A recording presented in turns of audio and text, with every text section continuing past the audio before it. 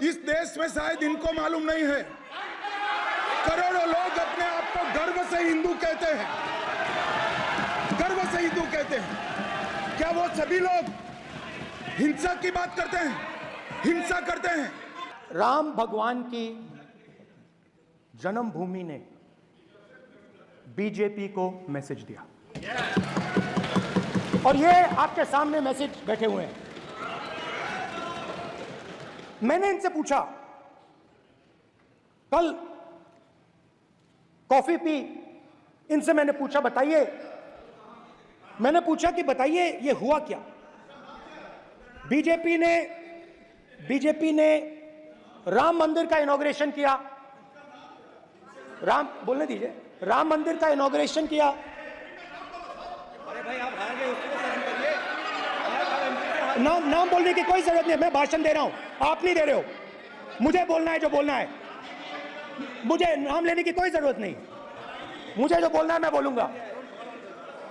तो अयोध्या ने मैसेज दिया और मैंने इनसे पूछा कि हुआ क्या, और इनका जवाब आया। मैंने उनसे पूछा कि आपको कब पता लगा कि आप अयोध्या में जीत रहे हो, और आपने कहा पहले दिन से मुझे पता था। सही बात। और मैंने कहा ये क्या हुआ, उन्होंने कहा राहुल जी अयोध्या में एयरपोर्ट बना, अयोध्या की जनता से जमीन छीनी गई और आज तक उन्हें मुआवजा नहीं मिला है। उन्होंने कहा, सही बात, उन्होंने कहा कि अयोध्या में जो भी छोटे छोटे दुकानदार थे, जो भी छोटी छोटी बिल्डिंग्स थी, उन सारों को तोड़कर गिरा दिया गया और उन लोगों को सड़क पर कर दिया गया। इन्होंने यह भी कहा कि अयोध्या के इनॉग्रेशन में अयोध्या की जनता को बहुत दुख हुआ, क्योंकि इनॉग्रेशन में अदानी जी थे, अंबानी जी थे, मगर अयोध्या का कोई नहीं था। और यह कारण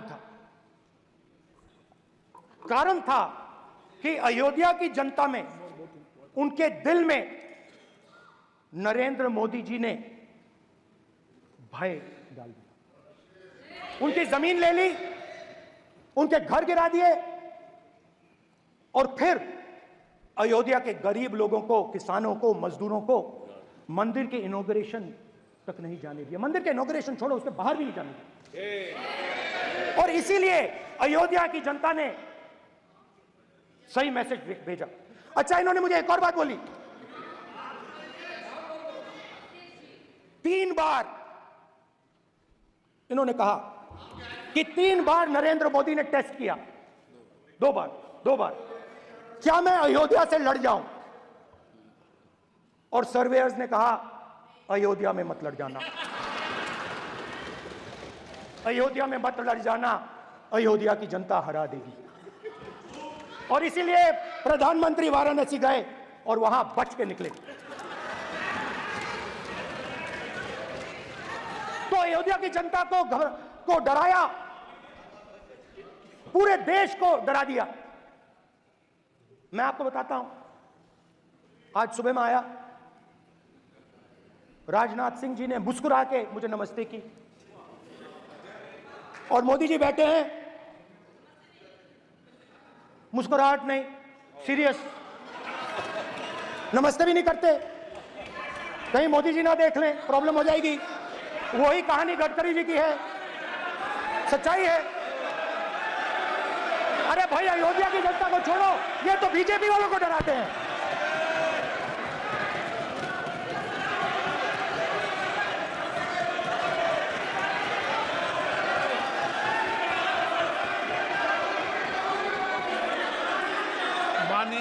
सर क्या है? माननीय प्रतिपक्ष के नेता, एक मिनट। इस देश में शायद इनको मालूम नहीं है, करोड़ों लोग अपने आप को गर्व से हिंदू कहते हैं, गर्व से हिंदू कहते हैं। क्या वो सभी लोग हिंसा की बात करते हैं, हिंसा करते हैं? हिंसा की भावना को किसी धर्म के साथ जोड़ना, और इस सदन में और संवैधानिक पद पर बैठे हुए व्यक्ति ने, मैं मानता हूं मान्यवर, उन्होंने इसकी माफी मांगनी चाहिए। मान्यवर, मैं उनको एक गुजारिश भी करना चाहता हूं कि इस्लाम में अभय मुद्रा, इस पर इस्लाम के विद्वानों का मत एक बार वो ले ले। गुरु नानक साहब की अभय मुद्रा पर SGPC का मत वो ले ले। और मान्यवर, अभय की बात तो इनको करने का कोई अधिकार नहीं है। आपातकाल में पूरे देश को इन्होंने भयभीत करा है, लाखों लोगों को जेल में डाला, और आतंक, वैचारिक आतंक अगर कभी था, वैचारिक आतंक कभी था तो आपातकाल के वक्त था। और मान्यवर, दिल्ली में दिन दहाड़े हजारों सिख भाइयों का कत्लेआम उनके शासन में हुआ। आज वो भय की बात कर रहे हैं। मान्यवर, मेरा आपसे आग्रह है कि श्री राहुल गांधी, नेता प्रतिपक्ष, पहला भाषण होने के बावजूद माफी मांगनी चाहिए, न केवल सदन, पूरे देश की माफी मांगनी चाहिए। अगर आप ये उचित मानते हैं क्या? स्पीकर सर, ये उचित है? अगर आपकी पार्टी इसको स्पीकर सर। उचित मानती है तो मुझे कुछ नहीं कहना। स्पीकर सर, माननीय अध्यक्ष जी, लोकतंत्र ने और संविधान ने मुझे सिखाया है